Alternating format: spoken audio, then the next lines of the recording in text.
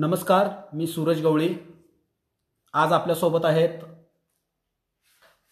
Advocate Raviraj Birje साहेब, जे आपल्याला माधुरी हत्ती आणि मुंबई हायकोर्टाने जो काही निकाल दिलेला आहे याबाबत ते आपल्याला माहिती देणार आहेत। तर साहेब नमस्ते। माझा तुम्हाला एक पहिलाच प्रश्न आहे। माधुरी हत्ती प्रकरणामध्ये पूर्वीच खूप माहिती असताना तुम्ही आज या माहितीपटात कोणती वेगळी माहिती सांगणार आहात? नमस्ते। आज या माहितीपटामध्ये व्हिडिओमध्ये मी फक्त मुंबई उच्च न्यायालयामध्ये माधुरी हत्ती किंवा महादेवी हत्ती याबाबत जो निकाल आलेला आहे जवळपास 22 पानांचा, त्याच्यामध्ये उच्च न्यायालयानं जे निरीक्षण किंवा जे न्यायिक तत्व वापरलेलं आहे त्याबाबतच फक्त बोलणार आहे। धन्यवाद साहेब, या प्रकरणात हायकोर्ट आणि सुप्रीम कोर्टाचे मग निर्णय काय आहेत?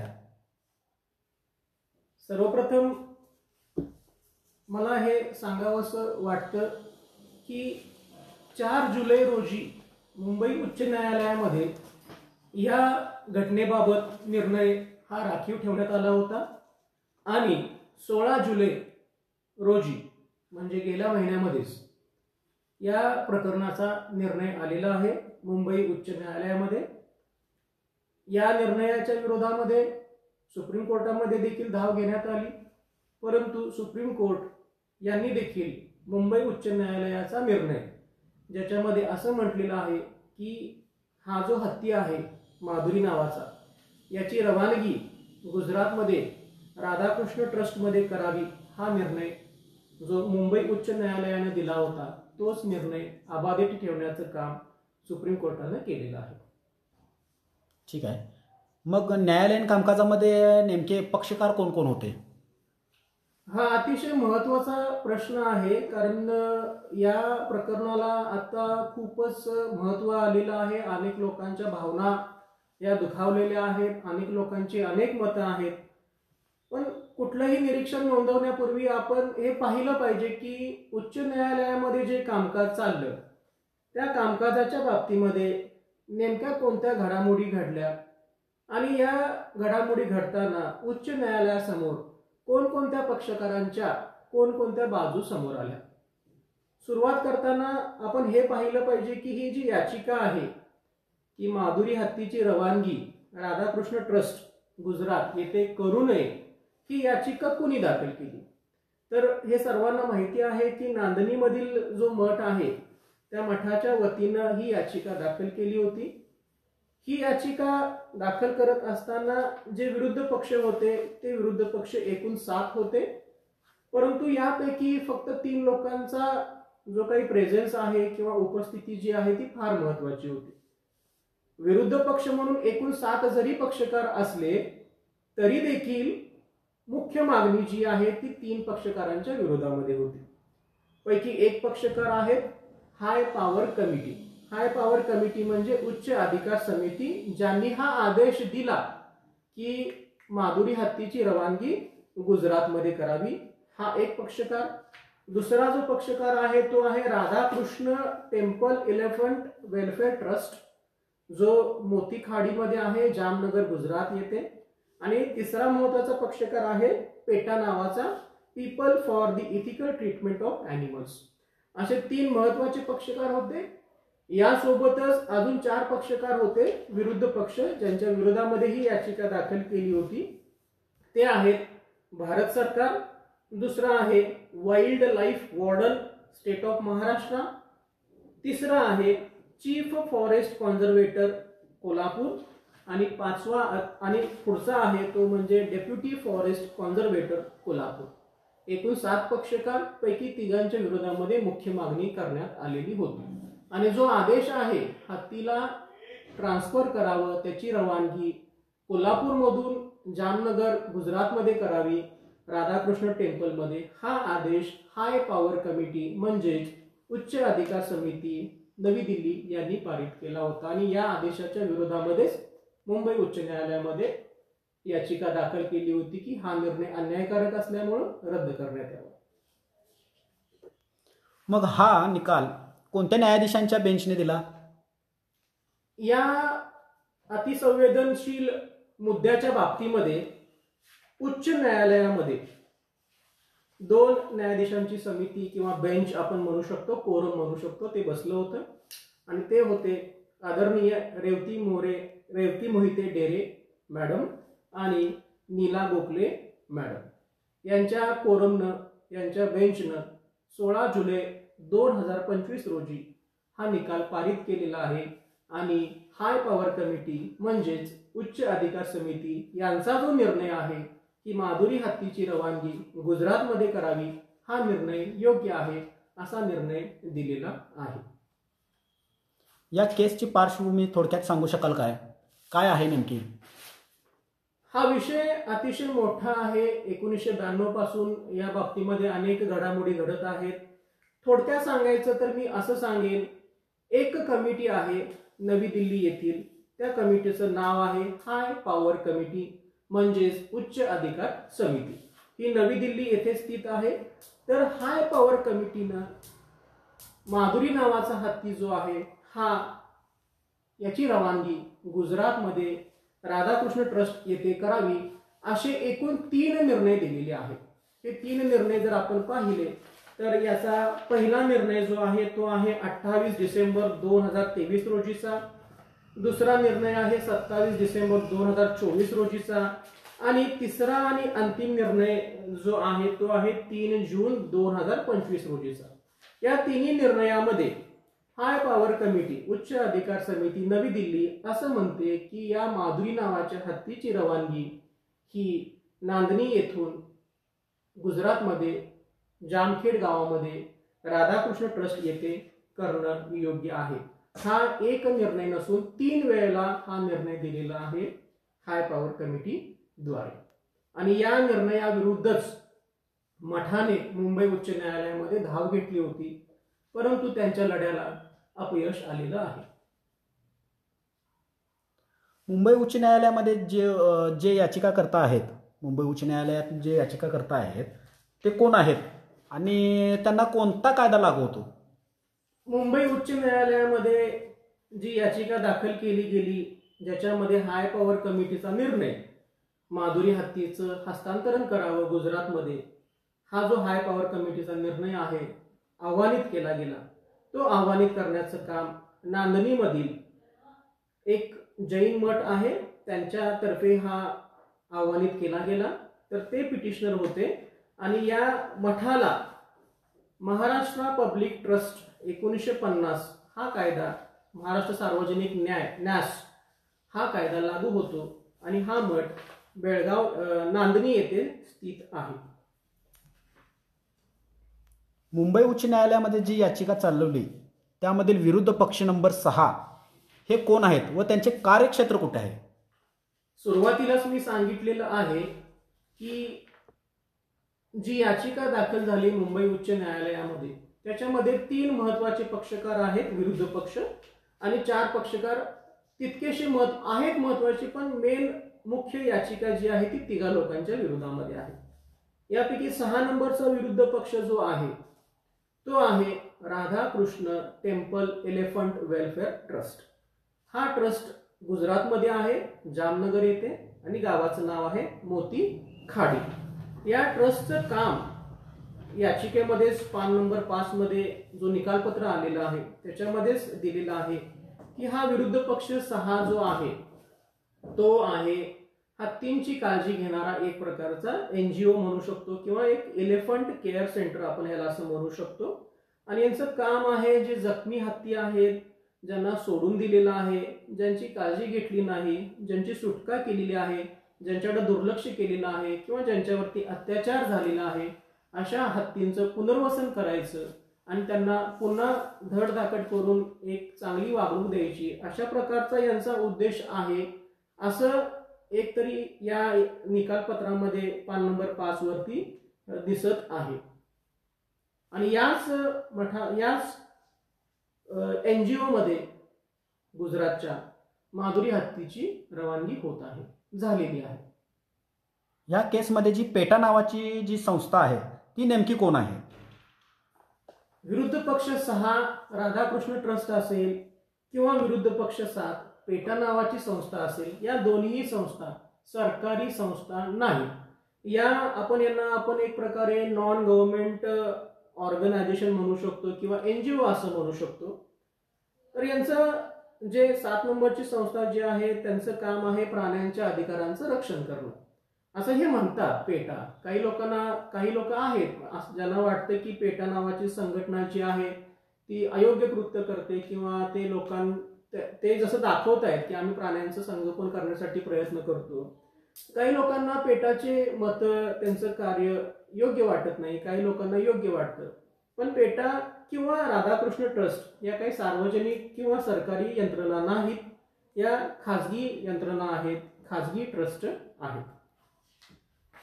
हाय पॉवर समिती हे देखील पक्षकार आहेत, त्यांचे देखील कार्य काय आहे? मूळ जे प्रकरण सुरू झालं तर त्याला हाय पॉवर कमिटी किंवा उच्च अधिकार समिती याचे 3 निर्णय कारणीभूत आहेत. ज्या 3 निर्णयामध्ये एकच प्रकारचा एक दृष्टिकोन होता की माधुरी हत्तीचं हस्तांतरण हे गुजरातमध्ये झालं पाहिजे. तर ही हाय पॉवर कमिटी जी आहे ती काय करते, तर हाय पॉवर कमिटी उच्च अधिकार समिती प्राण्यांच्या बद्दल जर कुणाच्या काही तक्रारी असतील तर त्या स्वीकारते. त्या तक्रारी अर्जाच्या अनुषंगानं चौकशी करते. त्या चौकशी अनुषंगानं पुराव्यांचं काम करते, पुरावे मांडण्याची संधी देते. त्याच अनुषंगानं आदेश देण्याचं सुद्धा हे काम करतं. ह्याच हाय पॉवर कमिटीच्या समोर सर्वप्रथम विरुद्ध पक्ष क्रमांक 7 पेटा नावाची संस्था यांनी एक तक्रार अर्ज केला की माधुरी हत्ती जो आहे याच्यावरती अत्याचार होत आहे आणि याबाबत आपण काहीतरी केलं पाहिजे आणि त्यांची रवानगी इतर एखाद्या सार्वजनिक ठिकाणी केली पाहिजे. म्हणजे मूळ तक्रारदार जो आहे निकालपत्राच्या अनुषंगाने मी म्हणत आहे, निकालपत्रामध्ये जे दिलेलं आहे ते, तर मूळ तक्रारदार जे आहे ते आहे पेटा नावाची संघटना. या पेटा नावाच्या संघटनेनं पहिला तक्रार अर्ज हा दिला हाय पॉवर कमिटीच्या नावानं आणि तिथून हे सगळं प्रकरण सुरू झालेलं आहे. मग सर, माझा एक आता तुम्हाला सर्वसामान्य प्रश्न आहे, हत्ती पाळण्यासाठी सरकारची परवानगी लागते का? हा अतिशय महत्वाचा प्रश्न आहे. प्राण्यांचे प्रकार आपल्याला शाळेमध्ये शिकवलेलंच आहे. 2 असतात, एक पाळीव प्राणी आणि एक रानटी पशुप्राणी असं आपण म्हणू शकतो, जंगली म्हणू शकतो. तर हत्ती हा पाळीव प्राणी या प्रकारामध्ये मोडत नाही, तो एक रानटी किंवा जंगली पशु आहे असं आपण म्हणू शकतो.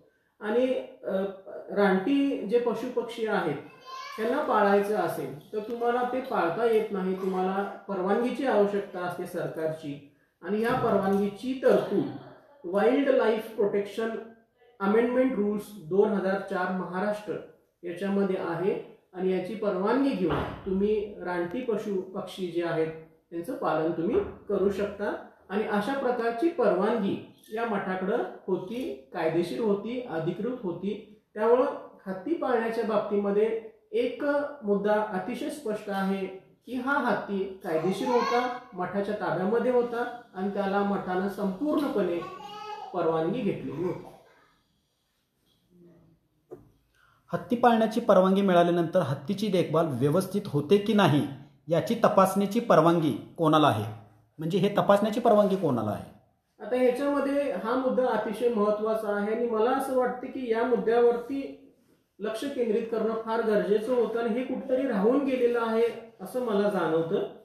जेव्हा एखादा रानटी किंवा प्राणी जो असतो, वाईल्ड ज्याला आपण ॲनिमल म्हणतो, वाईल्ड ॲनिमल, त्याला आता पर्यायी मराठी शब्द मला आठवत नाही, पण आपण एक रानटी किंवा जंगली असं म्हणू, म्हणजे आता सध्या तरी म्हणू आपण.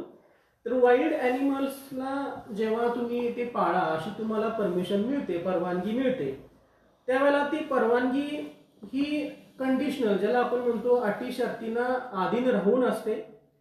आणि जेव्हा तुम्हाला असा प्राणी पाळायला दिला जातो जो वाईल्ड आहे, तर त्यावेळेला त्या प्राण्याची देखभाल ही योग्य प्रकारे होते की नाही होते याची इन्स्पेक्शन, तपासणी करण्याचे अधिकार हे फॉरेस्ट डिपार्टमेंटला दिलेले आहेत.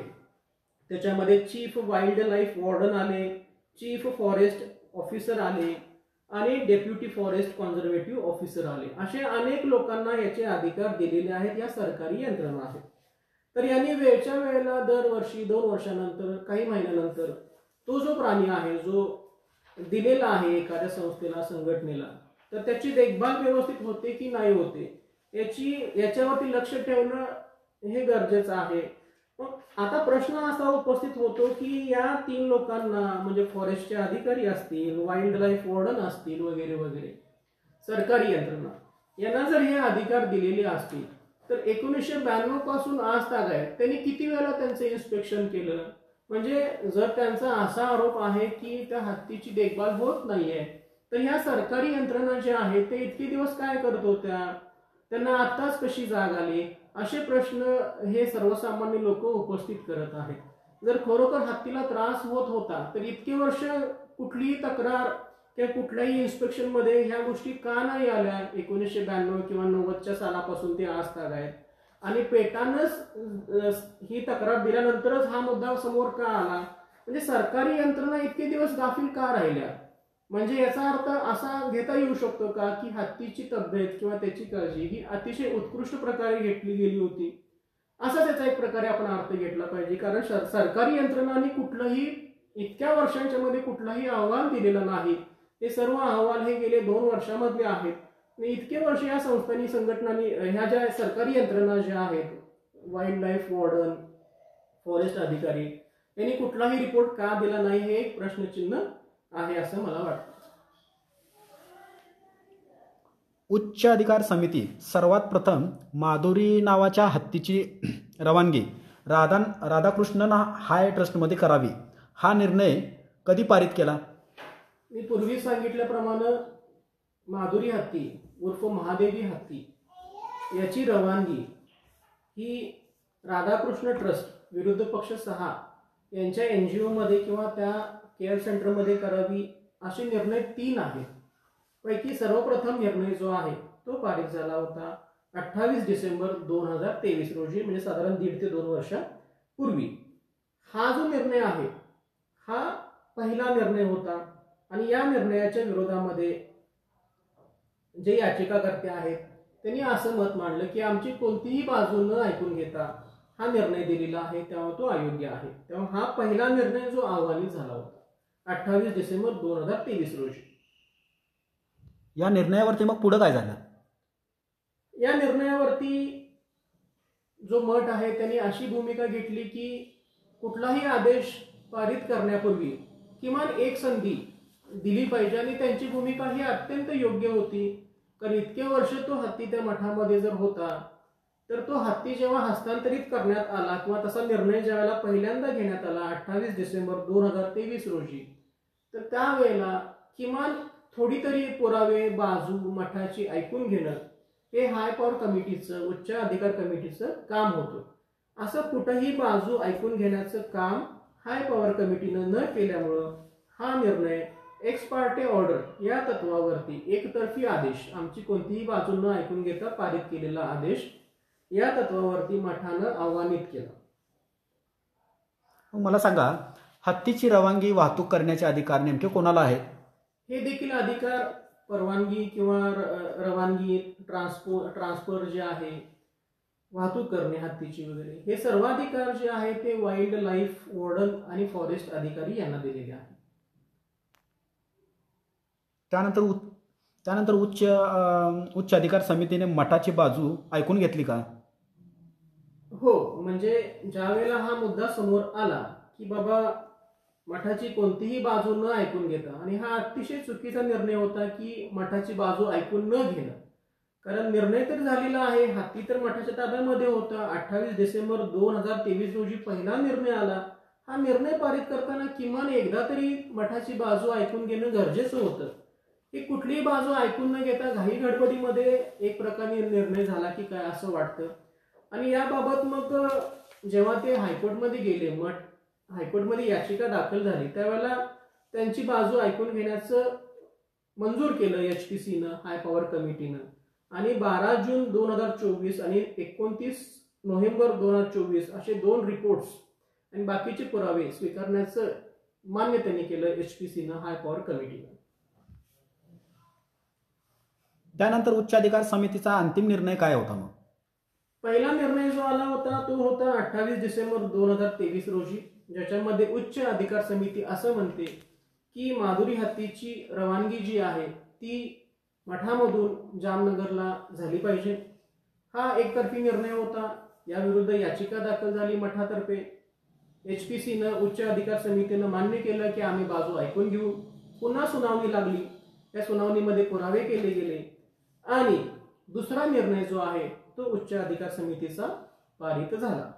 हा निकाल जो आहे उच्च अधिकार समितीचा तो पारित झाला 27 डिसेंबर 2024 रोजी. म्हणजे आपण क्रोनॉलॉजी बघितली पाहिजे की पहिला निर्णय आहे 28 डिसेंबर 2023 रोजीचा, दुसरा निर्णय आहे 27 डिसेंबर 2024 रोजीचा, वर्षभरानंतर. पण ह्या दुसऱ्या निर्णयामध्ये देखील उच्च अधिकार समिती काय म्हणते की या हत्तीची रवानगी गुजरातमध्ये जामनगरमध्ये राधाकृष्ण ट्रस्टमध्ये झाली पाहिजे. म्हणजे पहिलाच निर्णय एक प्रकारे अबाधित ठेवण्यात आला.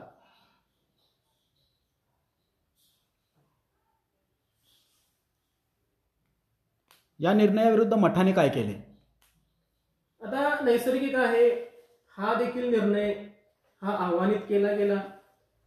हा निर्णय 27 डिसेंबर 2024 होता आणि हा आव्हानित केला गेला आणि याच निर्णयाचा निकाल 16 जुलै रोजी आलेला आहे. 17 मे 2025 रोजी नेमके काय झाले? 17 मे 2025 रोजी पुन्हा एकदा मठाची बाजू उच्च अधिकार समितीनं ऐकून घेण्याचं काम केलं. सर्व प्रकारचे रिपोर्ट्स, सब कमिटीचे रिपोर्ट्स, मेडिकल रिपोर्ट्स, फोटो, डॉक्टरांचे अहवाल सर्व काही ऐकून घेण्यात आलं हाय पॉवर कमिटीद्वारे 17 मे 2025 रोजी. परंतु हे सर्व ऐकून घेऊन देखील पुन्हा तिसरा निर्णय आला. तो आला 3 जून 25 रोजी आणि ह्या तिसऱ्या निर्णयामध्ये देखील हाय पॉवर कमिटी उच्च अधिकार समिती यांनी हेच मान्य केलं की ही अशा प्रकारची रवानगी जी आहे हत्तीची नांदणीमधून राधाकृष्ण ट्रस्टमध्ये ही बरोबर आहे आणि तोच निर्णय त्यांनी तो अबाधित ठेवला. म्हणजे 3 जून 2025 रोजी जो आदेश पारित झाला तो. हा, अशा प्रकारे 3 आदेश आले हाय पॉवर कमिटीचे आणि तिन्ही आदेश एक प्रकारचे होते. हत्तीची रवानगी राधाकृष्ण ट्रस्टमध्ये करण्यात यावी. तिन्ही आदेश सेम होते.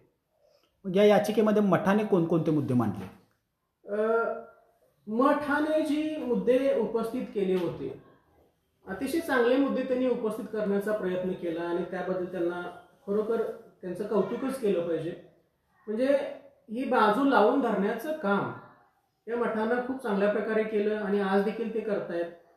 मी काही मुद्दे मी सांगायचा प्रयत्न करतो जे हायकोर्टमध्ये मांडण्यात आले आणि खूपच चांगल्या प्रकारे त्यांचे वकील साहेब जे आहेत सुरेल शहा नावाचे त्यांचे वकील साहेब होते. तर या वकील साहेबांनी खूप चांगल्या प्रकारे मठाची बाजू मांडण्याचं काम केलेलं आहे असं मला एक वकील म्हणून वाटतं. तर त्यांनी काय नेमकी बाजू मांडली याचं मी थोडक्यात एक विवेचन करतो. त्यांनी पहिली बाजू अशी मांडली की पेटाचे जे काही आरोप आहेत, पेटानं आरोप काय केले होते की मठामधल्या एका प्रिस्ट म्हणजे एक साधू किंवा महाराजांना त्या हत्तीनं मारून टाकलं असं एक प्रकारे एक विधान पेटानं केलं होतं.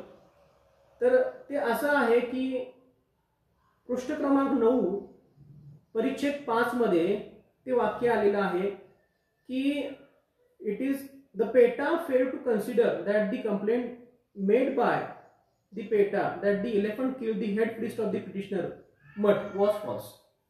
म्हणजे पेटाचं जे मत आहे की या हत्तीमुळे मठामधील एक प्रिस्ट साधू महाराज आपण असं म्हणू शकतो त्यांचा मृत्यू झाला हे अत्यंत धादांत खोटं आहे, हे अयोग्य आहे अशी बाजू मठानं मांडली आणि हाय पॉवर कमिटीच्या समोर हे सर्व पुरावे मांडण्यात आले की अशी कोणतीही घटना घडलेली नाही.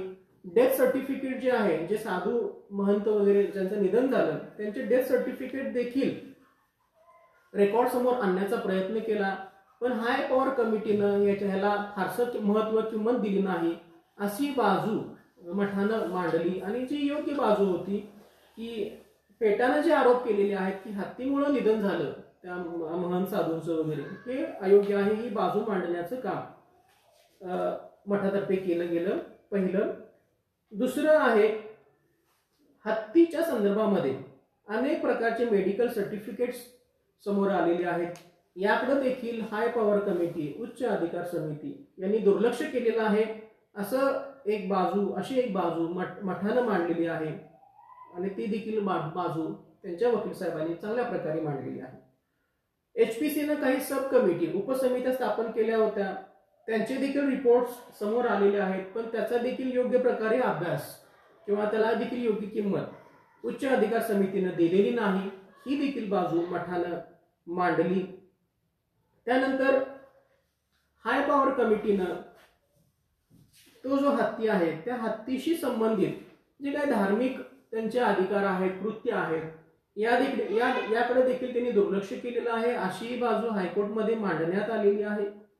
त्यानंतर पेटानं जो आरोप केला होता आणि हा अतिशय मोठ्या प्रमाणामध्ये सध्या लोकांच्या समोर जातोय, की पेटानं असं एक मत मांडलं होतं की हत्तीला धार्मिक कार्यासाठी आमच्याकडे तो हत्ती आहे असं म्हणून त्याचा व्यावसायिक उपयोग मठातर्फे होतोय की काय, अशी बाजू पेटानं मांडली होती. तर हे पेटाचं म्हणणं जे आहे ते मठानं खोडून काढलेलं आहे, खोडून काढण्याचा प्रयत्न केलेला आहे. तर मठाचं असं मत आहे की कलम 43 उपकलम 2 वाईल्ड लाईफ प्रोटेक्शन ऍक्ट 1972 या अन्वये एखादा हत्ती हा धार्मिक कार्यासाठी वापरला जाऊ शकतो आणि अशा धार्मिक कार्यासाठी त्याची रवानगी देखील करण्यात येऊ शकते. म्हणजे या माधुरी हत्तीची रवानगी जर तेलंगणामध्ये झाली असेल धार्मिक कार्यासाठी, तर ती तशी तरतूद कायद्यामध्ये आहे, कलम 43 उपकलम 2 मध्ये आहे. अशी बाजू देखील मठानं मांडलेली आहे. तसंच भारतीय संविधान जे आहे त्याच्यामधील अनुच्छेद 25 प्रमाणे देखील धार्मिक कार्य याचा प्रसार प्रचार करणं हा मूलभूत अधिकार आहे, राईट टू रिलीजन ज्याला आपण म्हणतो, आणि त्याचाच एक भाग म्हणून हे हत्तीचं जे काही आहे, हत्ती आपल्या मठाकडे आहे, अशी देखील त्यांनी बाजू मांडली होती.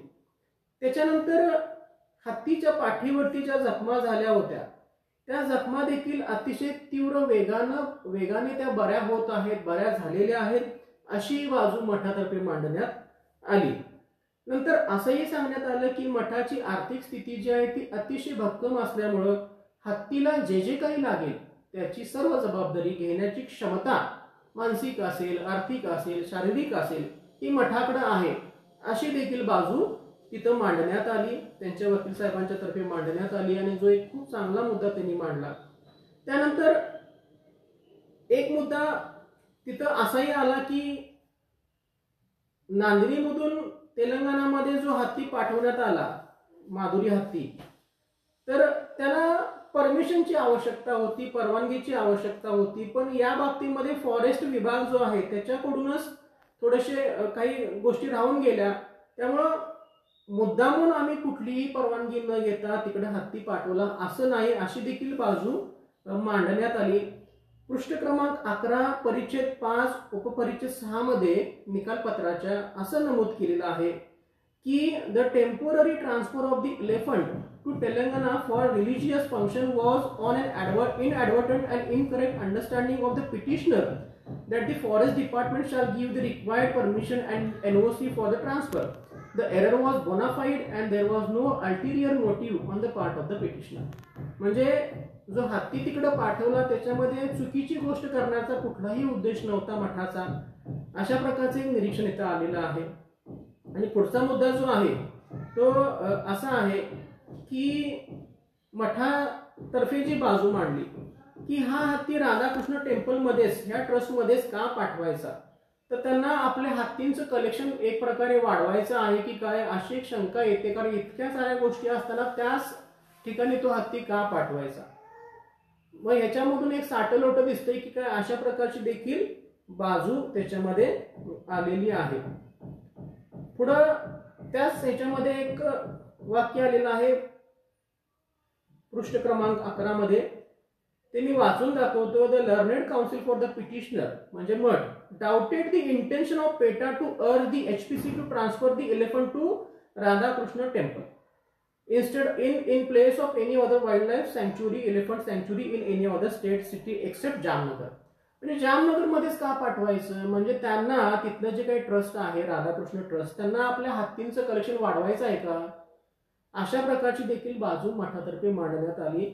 एकंदरीत मठातर्फे जी बाजू मांडण्यात आली ती भरभक्कम होती. त्यांच्या वकील साहेबांनी मठाने खूप प्रयत्न केले न्यायालयाला आपली बाजू पटवून सांगण्याचे, पण त्यांना अपयश आलेलं आहे. यामध्ये पेटाचे नेमके काय म्हणणे होते? आता जशी बाजू आहे तशी प्रतिबाजू देखील असणार. मठानं आपली बाजू अतिशय चांगल्या प्रकारे मांडण्याचा प्रयत्न केला, त्यांना अपयश आलं. जशी मठानं बाजू मांडली तशी पेटा नावाच्या संघटनेनं पण बाजू मांडलेली आहे. तर पेटानं नेमकी काय बाजू मांडलेली आहे याचं देखील विवेचन होणं अत्यंत गरजेचं आहे. तर ज्या प्रकारे मठानं बाजू मांडली तशीच बाजू पेटानं मांडताना कोणते मुद्दे उपस्थित केले ते मी थोडक्यात सांगण्याचा प्रयत्न करतो. पेटानं जी बाजू मांडली त्याच्यामध्ये 8 मुद्दे महत्वाचे आहेत. ते 8 मुद्दे मी थोडक्यात सांगण्याचा प्रयत्न करतो. त्यापैकी पहिला मुद्दा, पेटा नावाची संघटना असं म्हणते की हत्ती पाळण्या पाठीमागं धार्मिक उद्देश कमी आणि व्यावसायिक उद्देश जास्त आहे, अशा प्रकारचा आरोप पेटानं केलेला आहे. पहिला मुद्दा. दुसरा मुद्दा जो पेटानं मांडलेला आहे तो आहे कुठलीही परवानगी न घेता या हत्तीला तेलंगणामध्ये मोहरमसाठी एका मिरवणुकीमध्ये देण्यात आला आणि त्या बदल्यामध्ये 4 लाख रुपये घेण्यात आले, असा देखील आरोप पेटानं केलेला आहे. आरोप खरा खोटा हा मुद्दा वेगळा, पण परवानगी नाही, हैदराबादला पाठवला, तेलंगणा स्टेट वक्फ बोर्ड इथं धार्मिक कार्याला पाठवला मोहरमसाठी आणि त्या बदल्यामध्ये काही रक्कम स्वीकारली, असा दुसरा आरोप पेटाने केलेला आहे. आणि यासाठी NOC जी आहे, नो ऑब्जेक्शन, विना हरकत प्रमाणपत्र फॉरेस्ट डिपार्टमेंटचं, वन खात्याचं, हे घेतलेलं नाही, असा त्यांचा दुसरा आरोप आहे. तिसरा आरोप जो आहे तो पेटानं असा केलेला आहे की घाई गर्दीच्या ठिकाणी हत्तीला नेलं जातं, त्याच्या पोटावरती खूप मोठ्या प्रमाणामध्ये दोऱ्या साखळदंड बांधले जातात, अंकुश जो आहे तो मोठा तीक्ष्ण आणि अनेक अंकुश वापरले जातात, अनेक माहूत त्याच्या आजूबाजूला असतात, त्या हत्तीची कान ओढले जातात वगैरे वगैरे. त्याच्या पाठीवरून माणसांची वाहतूक केली जाते, झूल ठेवले जातात, लाऊडस्पीकर्स ठेवले जातात, असे अनेक आरोप पेटानं या मठाविरुद्ध हत्तीच्या संदर्भामध्ये केलेले आहे. चौथा आरोप जो आहे तो या पेटा नावाच्या संघटनेनं केलेला आहे, तो आहे 12 ऑगस्ट 2023 चा रिपोर्ट, जो एक त्याची अवस्था जी आहे हत्तीची त्याचा एक हेल्थ रिपोर्ट आहे, वैद्यकीय अहवाल ज्याला आपण म्हणू शकतो तो आहे. तर त्याच्यामध्ये ते म्हणतात पेटा की लोकल जे डॉक्टर आहेत वेटरनरी त्यांच्या म्हणण्याप्रमाणे हा जो हत्ती आहे हा सातत्यानं आपलं डोकं जे आहे ते हलवतोय, असं वेगवेगळ्या अँगलनं हलवत आहे. तर याला त्याने एक नाव दिलेलं आहे बॉबिंग ऑफ हेड किंवा स्वेइंग ऑफ हेड. आणि हे ज्यावेळेला हत्ती अतिशय जास्त त्रासामध्ये असतो, शारीरिक त्रास असेल किंवा मानसिक त्रास असेल, तर त्यावेळेला या गोष्टी केल्या जातात. त्यामुळं हा देखील त्यांनी आरोप केलेला आहे पेटाला. त्याच्यानंतर 5वा आरोप पेटानं जो केलेला आहे तो आहे त्यांनी काही फोटोज सादर केले महादेवी हत्तीच्या बाबतीमध्ये. ते 24 एप्रिल 2025 रोजीचे होते. त्याच्यामध्ये पेटा असं म्हणते की त्या हत्तीच्या दोन्ही पायाला साखळदंड बांधले होते, त्याला अतिशय छोट्या जागेमध्ये बसवलेलं होतं, ती जागा अस्वच्छ होती, त्या जागेचा फ्लोअर जो होता, जमीन जी होती ती अतिशय कडक होती, त्याच्यावरती फक्त एक प्रकारे माती आणि वाळू टाकलेली होती आणि त्या हत्तीचे पायाला मोठ्या प्रमाणामध्ये इन्फेक्शन झालं होतं, नखं मोठ्या प्रमाणामध्ये वाढली होती, असे अनेक आरोप पेटा नावाच्या संघटनेनं केले. त्यानंतर पेटा नावाची संघटना असंही म्हणते, त्यांचा 6वा आरोप हा असा आहे की राकेश चित्तोरा नावाचे एक एक्सपर्ट डॉक्टर आहेत प्राण्यांचे, तर त्यांचा रिपोर्ट देखील हेच सांगतो की हत्ती अतिशय मोठ्या प्रमाणामध्ये त्रासामध्ये आहे, सायकोलॉजिकल, मानसिक आणि शारीरिक. मानसिक म्हणजे तो एकटाच हत्ती राहतोय, त्याच्यासोबतचे बाकीचे हत्ती त्याला सोबत कुणाचीच नसल्यामुळं त्या हत्तीला त्रास होतोय, नखं वाढलेली आहेत, सूज झालेली आहे, ॲबेसिस झालेली आहेत, चेनिंग केलेलं आहे, हार्ड सरफेस आहे, कडक पृष्ठभागावर त्याला बसवलेला आहे, त्याला आर्थरायटिस झालेला आहे आणि एक प्रकारे बंदिवासामध्ये त्याला ठेवलेला आहे, असा आरोप पेटानं केलेला आहे. 7वा आरोप त्याने जो केलेला आहे तो आहे की अगदी काही दिवसामध्येच त्यांचं हत्तीचं वजन कमी होणं किंवा अतिशय वाढणं अशा प्रकारच्या गोष्टी होत आहेत आणि एकदम कमी वजन होणं किंवा एकदम वजन वाढणं या काही चांगल्या गोष्टी नाहीत असं देखील त्यांनी निरीक्षण पारित केलेलं आहे. आणि 8वी गोष्ट त्यांनी जी सांगितलेली आहे पेटा नावाच्या संघटनेनं ती अशी आहे की राधाकृष्ण ट्रस्ट जो आहे त्यांनी या हत्तीची पूर्ण जबाबदारी घेण्याची तयारी दर्शवलेली आहे. असे एक 7 ते 8 मुद्दे पेटानं मांडण्याचा प्रयत्न केला. म्हणजे पेटानं देखील आपली बाजू पटवून देण्याचा प्रयत्न केलेला आहे आणि मठानं देखील प्रयत्न केला, परंतु उच्च न्यायालयाला पेटाची बाजू जास्त योग्य वाटली, मठाची बाजू कमकुवत वाटली. त्यामुळं उच्च न्यायालयानं नीला गोखले आणि रेवती डेरे या मॅडमचा निकाल जो आहे तो असा आला की पेटाचं म्हणणं हे जास्त बरोबर आहे. मग निकाल देत असताना उच्च न्यायालयाने नेमके कोणकोणते न्यायिक तर्क वापरले? हा निकाल विस्तृत आहे, 22 पानांचा आहे. तर त्याच्यामध्ये हे जे कोरम आहे, जे आदरणीय रेवती डेरे मॅडम आणि नीला गोखले मॅडम यांचं आहे, तर त्याच्यामध्ये असं दिसतं की या बेंचचा निर्णय जो आहे तो पूर्णपणे HPC जी आहे, हाय पॉवर कमिटीची आहे, उच्च अधिकार कमिटी जी आहे, समिती जी आहे, त्यांनी जे वेगवेगळे रिपोर्ट्स अहवाल सादर केले त्याच्यावरती हा अवलंबून आहे हे दिसतं.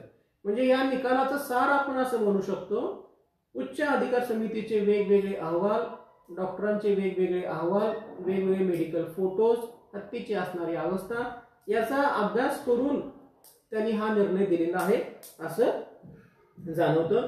पृष्ठ क्रमांक 14 वरती निकालपत्राच्या हे बेंच जे आहे, कोरम जे आहे, न्यायाधीश जे आहे ते असं निरीक्षण पारित करतात आणि हे निरीक्षण न्यायाधीशांचं आहे, पेटाचं किंवा मठाचं नाही. ते मी तुम्हाला वाचून दाखवतो. The High Power Committee appears to have examined the statutory framework of the Wildlife Protection Act, the ownership and the custody of the elephant. The HPC has noted the multiple inspections including the joint inspection report dated 20th of June 2024, the Chief Wildlife Warden's report dated 25th November 2024 and the photographic evidence submitted by PETA. म्हणजे वेगवेगळे अहवाल विचारामध्ये घेऊन हा निर्णय दिलेला आहे असं उच्च न्यायालयाचं म्हणणं आहे. त्याच्यामध्ये 12 जून 2024 रोजीचा एक मुद्दा आहे, त्याच्यामध्ये देखील ते त्या ओव्हरऑल असेसमेंट जो एक अहवाल आहे, रिपोर्ट एक आलेला होता 12 जून 2024 रोजीचा, त्याचा देखील उल्लेख उच्च न्यायालयानं आपल्या निकालपत्रामध्ये केलेला आहे. आणि त्याच्यामध्ये त्यांनी त्या रिपोर्टमधील काही भाग हा उल्लेखित केलेला आहे. त्याच्यामध्ये ते म्हणतात की हत्तीला झालेल्या वेगवेगळ्या जखमा, हत्तीची अवस्था, हत्तीचा एकांतवास, कारण हत्ती हे कळपामध्ये राहतात, म्हणजे कळपप्रिय व्यक्ती किंवा प्राणी आपण म्हणू शकतो, तर त्याचंही त्यांनी निरीक्षण केलेलं आहे. आणि त्या अहवालामध्ये असं म्हटलेलं आहे की 3 महिन्याचा अवधी मठाला देण्यात येणं गरजेचं आहे जेणेकरून त्या हत्तीची अवस्था सुधरेल. या देखील रिपोर्टचा उल्लेख, जो रिपोर्ट आहे 12 जून 2024 रोजीचा, तो रिपोर्ट देखील त्याच्यामध्ये देखील काही वाक्य निकालपत्रामध्ये या बेंचनं घेतलेले आहेत. हा 12 जून 2024 रोजीचा रिपोर्ट जो आहे तो मठाच्या विरुद्ध जात होता. तर त्याबद्दल मठानं अशी बाजू मांडली की अजून 2 रिपोर्ट आहेत, त्याच्यामध्ये असं स्पष्ट दिसतंय की हत्तीची अवस्था अतिशय मोठ्या प्रमाणामध्ये आणि वेगानं सुधारत आहे. हे त्यांनी मांडण्याचा प्रयत्न केला. तर याबद्दल हायकोर्ट पृष्ठ क्रमांक 16 वरती आपलं निरीक्षण पारित करतं. ते मी तुम्हाला वाचून दाखवतो, त्याचा अर्थ मी आपल्याला समजून सांगण्याचा प्रयत्न करतो की दुसरे 2 रिपोर्ट जे आहेत, पहिला रिपोर्ट आहे 12 जून 24 रोजीचा, नंतरचा रिपोर्ट आहे 20 जूनचा, पुढचा रिपोर्ट आहे 1 ऑक्टोबरचा. मठाचं असं मत आहे की पुढचे 2 रिपोर्ट जे आहेत त्याच्यामध्ये दिसते की त्या हत्तीची अवस्था सुधरत आहे. तर त्या बाबतीमध्ये हायकोर्ट काय म्हणतं, तर report dated 28 June 2024 of the warden and HPC indicates the inspection of the petitioner mud premises by subcommittees and its observations. It is clearly stated that the elephant suffers from decubital ulcerated wounds on the bony prominences of the hip joints on both sides and at the back side of the right elbow joint, and severe foot rot on the middle toe of the both forelegs. The elephant's nails are overgrown, deformed. The subcommittee recommended urgent need for specialized veterinary treatment, which, if left unattended, was bound to severely compromise the elephant's quality of life. अनेक प्रकारचे याच्यामध्ये मुद्दे घेतलेले आहेत या सबकमिटीनं. त्याला डेक्युबिटल अल्करेटेड wounds झालेले आहेत, बोनी एरियावरती, हिप जॉईंट्सला त्रास आहे, बॅक साईडला त्रास आहे, एल्बोला त्रास आहे, फूट रॉट झालेला आहे, टोला प्रॉब्लेम आहे, नेल्सला प्रॉब्लेम आहे, आर्थरायटिस झालेला आहे, आणि ह्या सगळ्या गोष्टींना अर्जंट वेटरनरी ट्रीटमेंटची गरज आहे असा उल्लेख या रिपोर्टमध्ये आहे, असं उच्च न्यायालयाचं मत झालेलं आहे. हे उच्च न्यायालयाचं मत आहे. रिपोर्ट्स जे आले त्याच्यावरती उच्च न्यायालय हे आपलं तर्क वापरत आहे. त्याच्यानंतर पुढचा मुद्दा जो फार महत्वाचा आहे की पृष्ठ क्रमांक 7 वरती जे याचिकाकर्त्यांचं मत आहे की हत्तीची अवस्था सुधरत आहे, यावरती एक उच्च न्यायालयानं अतिशय मोठं निरीक्षण पारित केलेलं आहे आणि हे फार महत्वाचं आहे. तर पृष्ठ क्रमांक 17 वरती उच्च न्यायालय असं म्हणताना मी तुम्हाला ते वाचून दाखवतो. म्हणजे पिटिशनर मठाचं जे मत आहे की हत्तीची अवस्था चांगली आहे, सुधरत आहे, योग्य आहे, आम्ही काळजी घेतो, याबद्दल उच्च न्यायालय असं म्हणतं, in our view the argument of the elephants convalescence and that her condition is now improving has no strength and does not further the case of the petitioner. म्हणजे उच्च न्यायालयाला अजिबात पटलेलं नाही की हत्तीची अवस्था चांगली आहे. थोडक्यात आपण असं म्हणू, उच्च न्यायालय हे कन्व्हिन्स्ड आहे, यांना खात्री झालेली आहे की हत्तीची अवस्था बिकट आहे. मठाने प्रयत्न केला, हत्तीची अवस्था चांगली आहे पटवून देण्याचा, वेगवेगळे रिपोर्ट देण्याचा प्रयत्न केला, पण उच्च न्यायालयाचा जो क्रक्स आहे किंवा त्यांचा जो दृष्टिकोन आहे, त्यांचा जो व्ह्यू आहे, तो हाय पॉवर कमिटीचे जे रिपोर्ट्स आहेत वेगवेगळ्या डॉक्टरांचे त्याच्यावरती जास्त दिसतो आणि त्याच्यातून त्यांनी तो निर्णय दिलेला आहे. पुढे त्याच पानावरती ते म्हणतायत की हत्तीची अवस्था चांगली आहे, हे जे आर्ग्युमेंट आहे कुणाचं, मठाचं, त्या बाबतीमध्ये आम्ही सहमत नाही असं उच्च न्यायालय म्हणतं. आणि त्याचं एक वाक्य त्यांनी टाकलेलं आहे, we are definitely not impressed by this argument. Argument काय होतं की हत्तीची अवस्था चांगली आहे, सुधरत आहे, परंतु हे उच्च न्यायालयाला पटलेलं नाही. ते म्हणतात we are definitely not impressed by this argument. पुढे ते म्हणतायत, there is no explanation offered by the petitioner as to what caused the injuries on the elephant's back in the first place.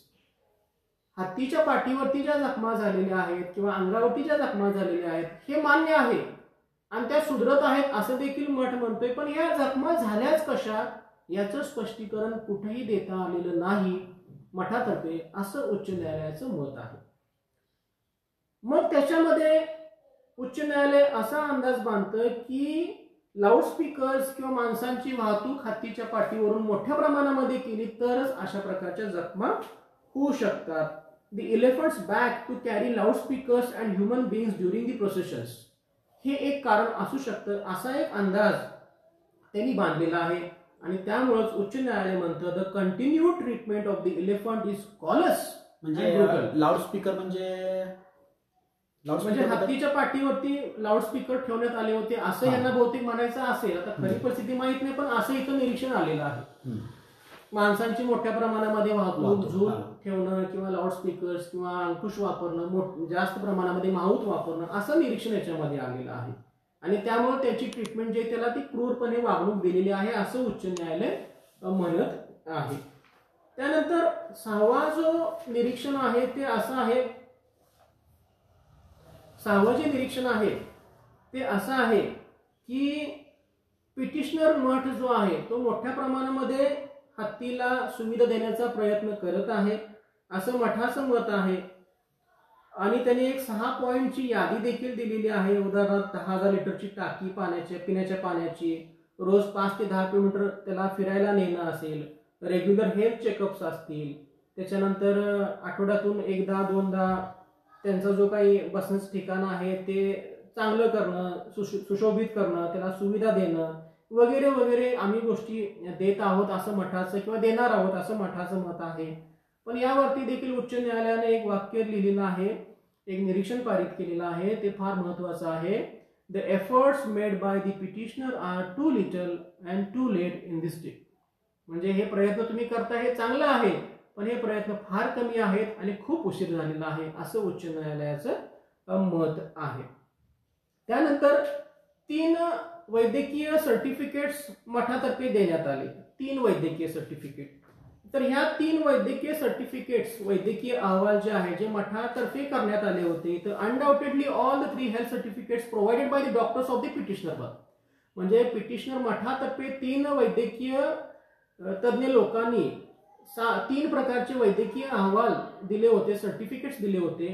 तर हे तिन्ही अहवाल हायकोर्टानं नामंजूर असं म्हणू शकतो किंवा त्याच्यावरती त्यांचा विश्वास राहिलेला नाही. तर त्यांनी एक वाक्य टाकलेलं आहे पान नंबर 19 वरती, उच्च न्यायालयानं दस the cursory health certificates do not inspire confidence. म्हणजे या तिन्ही वैद्यकीय अहवाल जे मठाने केले होते याच्यावरती आम्ही विश्वास ठेवू शकत नाही. आणि याचं कारण देखील त्यांनी दिलेलं आहे की हे तिन्ही वैद्यकीय अहवाल फक्त हत्तीचं वर्णन करतात, पण त्याची प्रत्यक्ष अवस्था काय आहे याबद्दल भाष्य करत नाही. ते म्हणतायत, however the said 3 one-pager health certificates only contain the physical description of the elephants and the one line regarding the condition of the elephant. म्हणजे फक्त हत्तीचं वर्णन आहे, हत्तीच्या अवस्थेबद्दल कुठेही त्याच्यामध्ये कंडिशन बद्दल, हेल्थ बद्दल त्याच्यामध्ये कुठेही कॉमेंट वगैरे नसल्यामुळं या हेल्थ सर्टिफिकेटला आमच्या मनामध्ये विश्वास इतका नाही. त्यानंतर अशीही बाजू मांडण्यात आली की हत्ती किंवा प्राण्यांना मूलभूत अधिकार इतकेही नाहीत की त्यासाठी कोर्टानं इंटरव्हेन्शन किंवा मध्यस्थी करावी. जसे माणसाला मूलभूत अधिकार आहेत तेवढे अधिकार प्राण्यांना नाहीत असं एक आर्ग्युमेंट करण्यात आलं. या बाबतीमध्ये देखील हायकोर्टानं निरीक्षण पारित केलेलं आहे की जेवढे अधिकार माणसाला आहेत तेवढेच अधिकार प्राण्यांना देखील आहेत. आणि जर निवड करायची झाली की प्राण्यांचं हित आणि धार्मिक प्रथा परंपरा, तर प्राण्यांचं हित जे आहे त्यालाच महत्व देण्यात येणार. त्यांनी एक वाक्य टाकलेलं आहे, the religious beliefs are not above the animal welfare obligations. म्हणजे उच्च न्यायालय पूर्णपणे खात्रीमध्ये गेलेलं आहे, कन्व्हिन्स्ड झालेलं आहे की प्राण्यांचं हित हेच सर्वोत्कृष्ट आहे, सर्वोच्च आहे. आणि जर आपल्याला निवड करायची झाली तर आम्ही प्राण्यांचं हितच निवड करू. आणि प्राण्यांना देखील मूलभूत अधिकार आहेत, तुम्ही असं म्हणू शकत नाही की प्राण्यांना मूलभूत अधिकार नाहीत, असं देखील त्यांनी निरीक्षण पारित केलेलं आहे. त्यानंतर पुढचा अशी बरेचसे त्यांनी मुद्दे मांडलेले आहेत निकालपत्र देत असताना.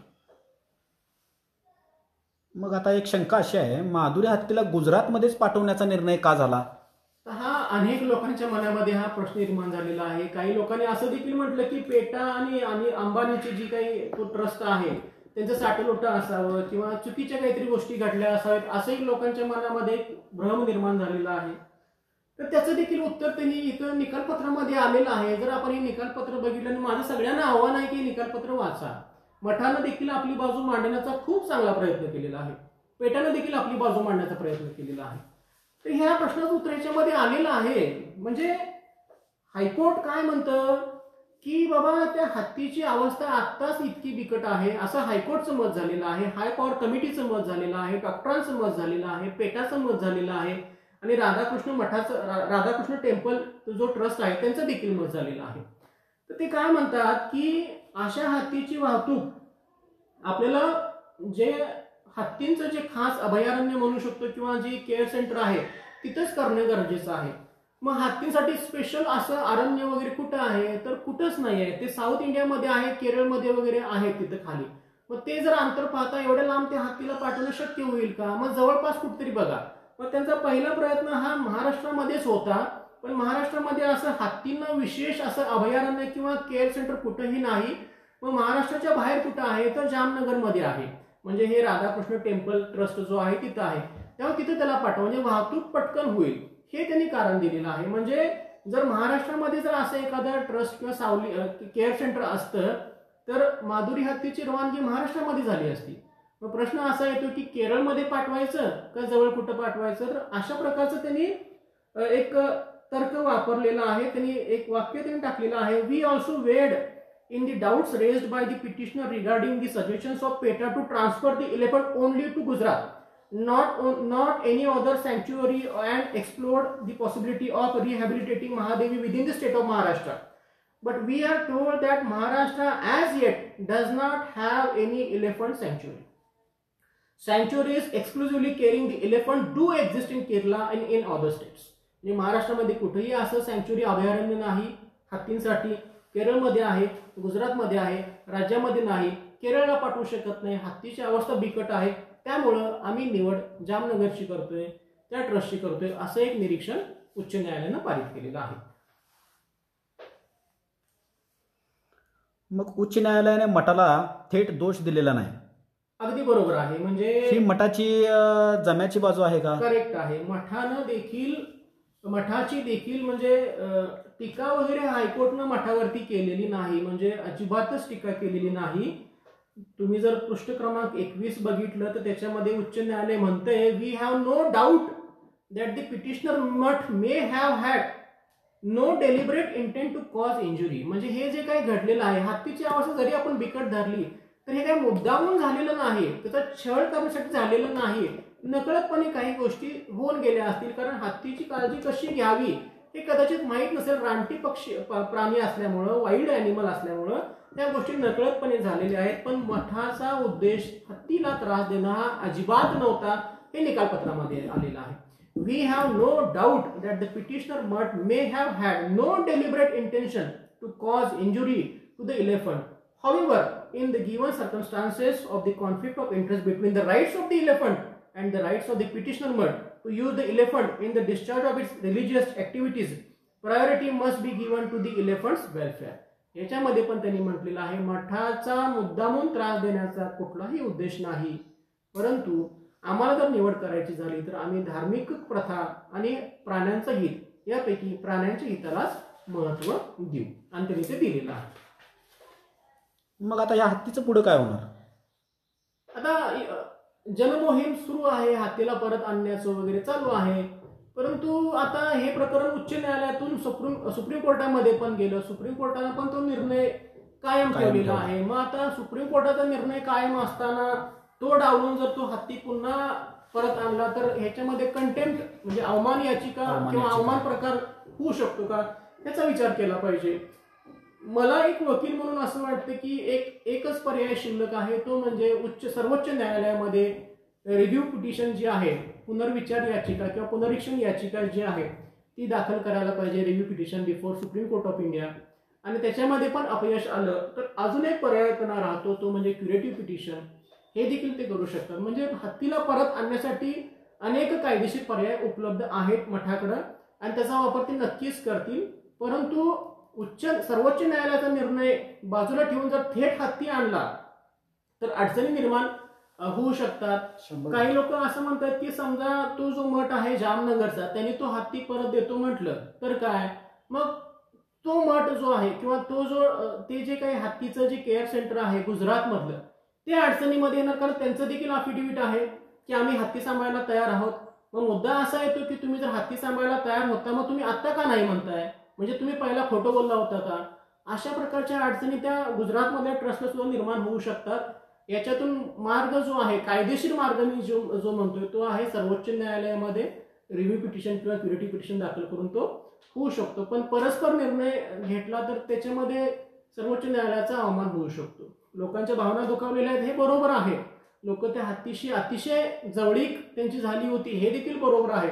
पण ह्यातून मार्ग काढताना जनमोहीम बरोबर आहे आणि त्याचं कौतुकच केलं पाहिजे, पण कायदेशीर मार्ग देखील आपण पाहिले पाहिजे.